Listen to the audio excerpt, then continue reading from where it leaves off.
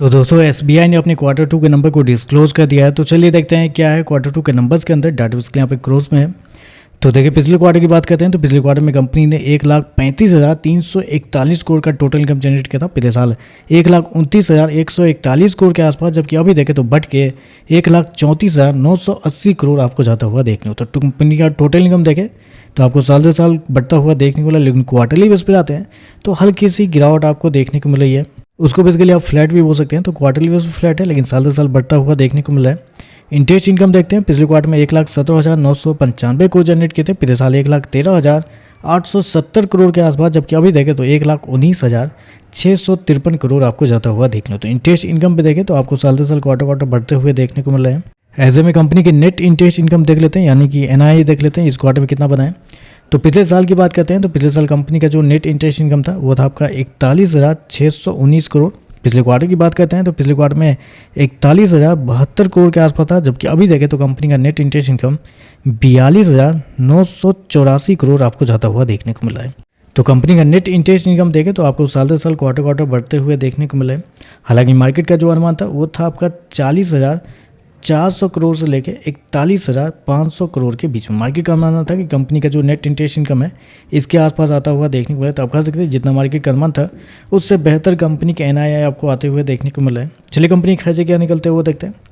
तो देखिए पिछले क्वार्टर में कंपनी 1,04,797 करोड़ खर्च किए थे। पिछले साल 99,847 करोड़, जबकि अभी देखें तो कंपनी खर्चे 1,07,668 करोड़ आपको देखने को मिल रहे हैं। तो कंपनी खर्चे भी देखें तो खर्चे भी कंपनी के ठीक है, कंट्रोल में ही आपको देखने को मिले। थोड़ा सा ज़्यादा है बेसिकली जो मार्केट मान के भी चल रहा था। चलिए कंपनी का पहले प्रोविजन क्या है वो देखते हैं।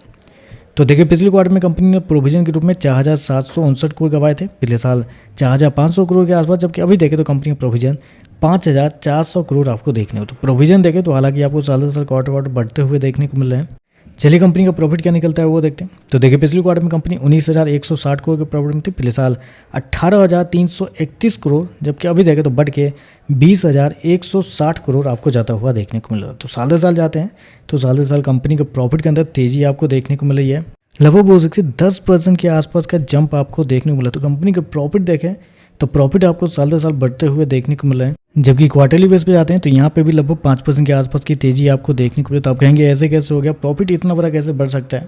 तो बढ़ने के पीछे का रीजन है कंपनी का एक्सेप्शनल आइटम। इस क्वार्टर में लगभग 4,593 करोड़ का कंपनी को एक्सेप्शनल आइटम में फायदा हुआ है, जिसकी वजह से कंपनी का प्रॉफिट आपको बढ़ते हुए देखने को मिला है। अदरवाइज कंपनी का ऑपरेटिंग प्रॉफिट देखने के लिए जाते हैं तो आपको साल से साल क्वार्टर गिरते हुए देखने को मिला है। तो एक्सेप्शनल आइटम की वजह से कंपनी का प्रॉफिट बढ़ते हुए देखने को मिला है। कंपनी ने शो कितना किया, 20,160 करोड़ के आसपास का प्रॉफिट, जबकि मार्केट का अनुमान था लगभग 15,300 करोड़ से लेके 18,000 करोड़ के बीच में मार्केट को आना था कि कंपनी का प्रॉफिट आते हुए देखने को मिलेंगे। लेकिन यहाँ पे देखें तो एक्सेप्शनल आइटम की वजह से प्रॉफिट के अंदर एक बड़ी तेजी आपको देखने को मिल रही है। चलिए कंपनी का एनपीए क्या निकलता है वो देखते हैं। तो देखिए पिछले क्वार्टर की बात करते हैं तो पिछले क्वार्टर में कंपनी का ग्रॉस एनपीए 1.83%, पिछले साल 2.13, अभी देखें तो गिर के 1.73 देखने को मिला है।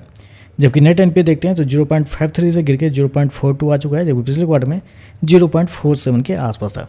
तो ओवरऑल अगर एक्सेप्शनल आइटम को इंक्लूड करके देखते हैं तो नंबर तो बहुत शानदार आपको देखने को मिला, क्योंकि जितना मार्केट का अनुमान था कंपनी के नेट इंटरेस्ट इनकम को लेकर उससे बेहतर है, कंपनी के प्रॉफिट एस्टीमेट से बेहतर आपको देखने को मिला है। तो ओवरऑल देखें तो नंबर अच्छे हैं। वैसे भी पीएसयू बैंक के अंदर एक अच्छी खासी तेजी भी देखने को मिली, मोमेंटम पॉजिटिव बना हुआ है। तो ऐसे में शायद नंबर को पॉजिटिव वे में भी लिया जा सकता है मार्केट को ज़्यादा। बाकी देखते हैं मार्केट इस पर कैसे रिएक्ट करता है। वीडियो पसंद आए तो लाइक कीजिएगा, साथ में साथ चैनल को सब्सक्राइब जो कीजिएगा। धन्यवाद।